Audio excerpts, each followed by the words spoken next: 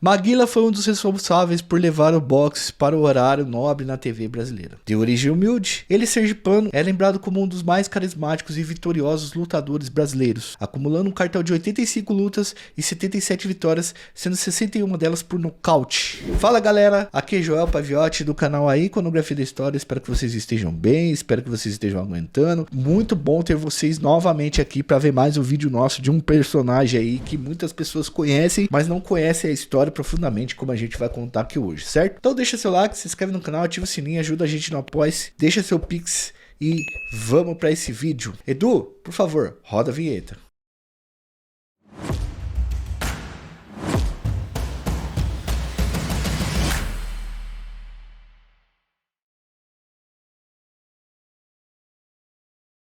Galera, antes de começar essa história, eu gostaria de falar de uma empresa que está com a gente desde o começo do nosso canal, a Manual. A Manual, galera, é uma empresa britânica que chegou ao Brasil em 2019 e já cuidou da autoestima de mais de 100 mil homens. E quando a gente fala de autoestima masculina, a gente sabe que o cabelo é parte muito importante desse processo. Um problema simples de calvície, igual eu tinha, a gente vai deixando passar. De repente, quando isso passa a incomodar, é que nos sentimos vulneráveis e vamos procurar um tratamento. Eu procurei, entrei no site da Manual, preenchi um formulário online e em menos de 5 minutos já tinha um tratamento personalizado e prescrito por uma equipe médica especializada. Muito simples, rápido e prático, sem precisar perder tempo marcando consulta, esperando horas num consultório médico ou indo em farmácias. O Edu colocou aí na tela umas imagens de antes e depois do tratamento para que vocês possam ver aí como é que o negócio funciona de verdade, tanto em casos mais leves quanto em casos mais avançados.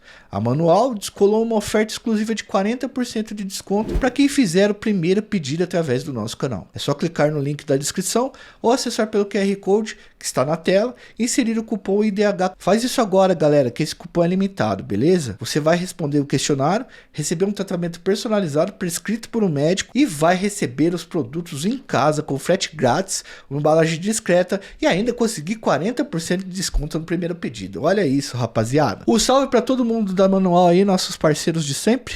Agora vamos pro vídeo. José Adilson Rodrigues dos Santos, conhecido como Maguila, nasceu em Aracaju no dia 12 de junho de 1959. A sua mãe teve 20 filhos, 6 faleceram ainda na infância. 14 deles se criaram, como dizia Maguila em suas entrevistas, mas apenas 5 ainda continuam vivos nesse exato momento que estamos gravando o vídeo. Em 1972, Maguila deixou Sergipe e veio para São Paulo em busca de uma vida melhor. Chegando aqui, ele foi trabalhar na construção civil. Com seu curto salário de servente de pedreiro, ele enfrentou momentos de muita dificuldade, chegando a dormir em uma carroceria de caminhão abandonada e tendo apenas pão e banana para comer. Quando Maguila, pessoal, ele atinge a maioridade, ele começa a trabalhar como segurança em casas noturnas. Ele era grandão e tal. Foi trabalhando à noite paulistana, que ele ganhou o apelido de Maguila, né? E o incorporou em seu nome depois que ele despontou no boxe. A sua trajetória no boxe teve início 7 anos depois que veio para São Paulo. Entre os anos de 1980 e 1990, Maguila se tornou um fenômeno do boxe brasileiro e internacional. Ao longo de sua carreira, ele construiu um cartel com 85 lutas realizadas entre os anos de 1983 e os anos 2000. Dessas lutas,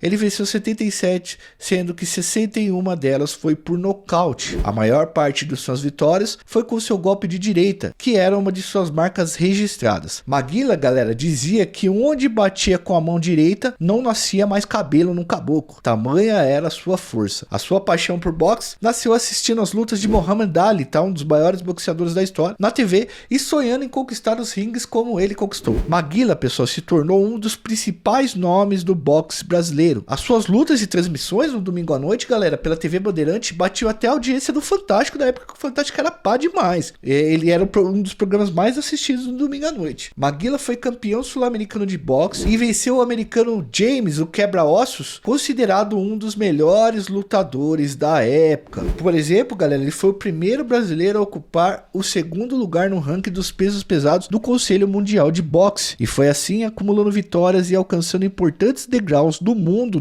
desse esporte, né? E foi dessa forma que o Maguila foi para um dos maiores desafios da sua carreira, né? Se despontando aí. Ele foi lutar contra o Evander Holyfield, um dos maiores nomes do boxe daquela época. E, mano, em 89, o Holyfield era pesado mesmo. Em julho de 1989, todos os olhares estavam voltados para o ringue do cassino Caesars de Lake Tahoe. No segundo round da luta, Maguila sofreu um nocaute e o seu corpo de 1,88 m de altura veio à lona. Essa derrota começou a marcar também um declínio na carreira do boxeador, que chegou ao fim em 2000. Galera, é bom que a gente deixe claro aqui, antes de continuar, que o Maguila ele era um bom boxeador, um bom pugilista. A gente não tem como saber se ele seria melhor, porque os investimentos que faziam nele aqui, a forma como ele se preparava era uma forma muito diferente da do boxe internacional, da do boxe dos Estados Unidos, os pugilistas famosos dos Estados Unidos. O Maguila não tinha tanto controle com a alimentação, não tinha tantos técnicos, tantos treinadores. Ele vivia com uma certa estrutura, que era melhor do que muitos boxeadores brasileiros, mas estava muito longe de ser uma estrutura do Evander Holyfield ou de um Mike Tyson da vida, tá? Mas assim, pessoal, pra vocês verem quanto o cara marcou a época, né? Até a luta contra o Evander Holyfield, Maguila tinha sofrido apenas 2 derrotas. Em 1995,